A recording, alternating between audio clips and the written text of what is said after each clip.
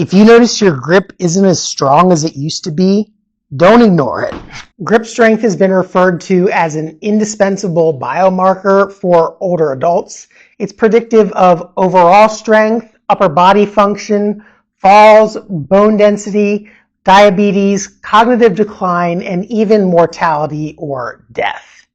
In this video, I'll show you how to tell if your grip strength is up to par, plus what you can do to improve it.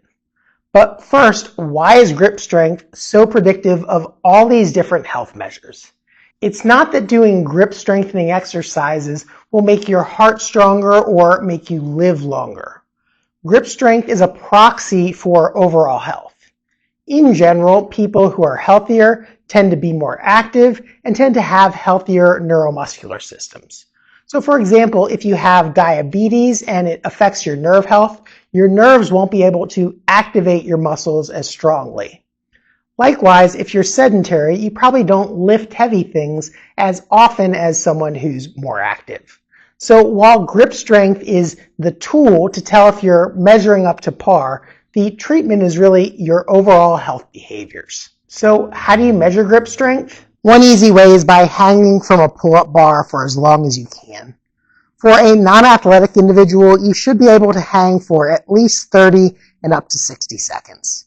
If you're athletic, it's probably more like 1 to 2 minutes. Now, if you can't even hang for 30 seconds, you've got some room to be concerned. If you can't even hang for 10 seconds, you should be really concerned. Now, realistically, this actually measures grip endurance, not maximum strength.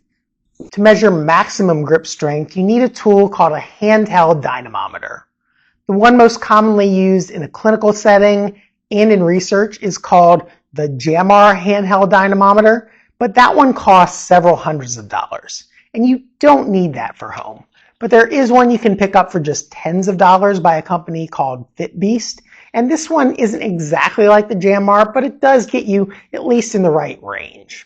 The way that you use it is by gripping onto the handles like this, and the handle is actually movable. You can make it larger if you have larger hands or smaller if you have smaller hands, but ideally you want a 90-degree bend at this first knuckle here as you're gripping onto it. Then you want to put your elbow into your side and you want to squeeze as hard and fast as you possibly can. You're probably going to get the most force in the first few moments that you squeeze. So if you just gradually squeeze, it's probably going to be a really small number. If you squeeze it hard and quick, you'll get the highest possible value. So you'll want to try to squeeze really, really hard and see what it registered. Now this one said 97 pounds when I grabbed it really quickly. If we reset it, and I slowly build up,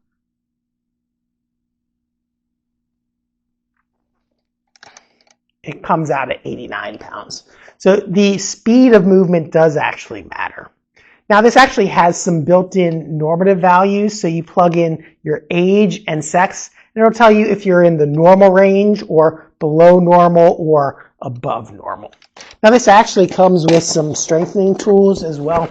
It comes in a kit with a little rubber grip ball like this. I think it's meant to mimic the putty that you get in therapy, but it doesn't make a mess if you leave it somewhere. So much more convenient. And it also comes with a neat little strengthening ring like this. It measures 30 pounds resistance if you squeeze in this direction, or if you turn it 90 degrees, it'll give you 40 pounds of resistance if you squeeze in that direction. Now this is great for building up muscle endurance in your gripping muscles, but it doesn't really build your maximum strength. However, for most people, it's that low load over and over and over fatigue that builds up rather than lifting something super heavy. But if you want to build up your maximum grip strength, you have to actually lift things that are heavy. For example, a 70-year-old male should have a grip strength that's around 35 kilograms or 76 pounds in each hand. And you're not going to get that by lifting 10-pound weights or squeezing a 30-pound ring.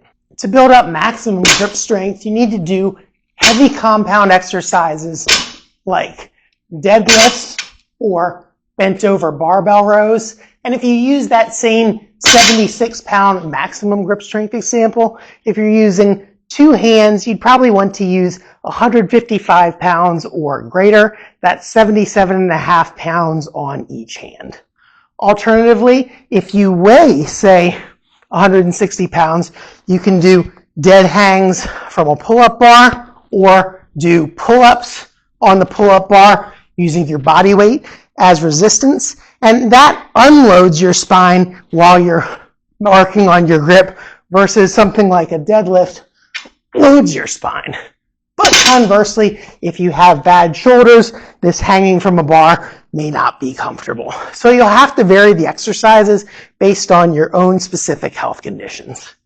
Another good alternative is carrying a set of heavy dumbbells, doing what's known as a farmer's carry. If you'd like to pick up one of these Fit Beast grip sets, click the link down below this video. And for more exercises to improve your grip strength, check out this video right here. But before you go, if you found this one helpful, make sure to give it a like and subscribe to the channel so you get notified of my future tips. Thanks for watching, and I'll see you in the next one.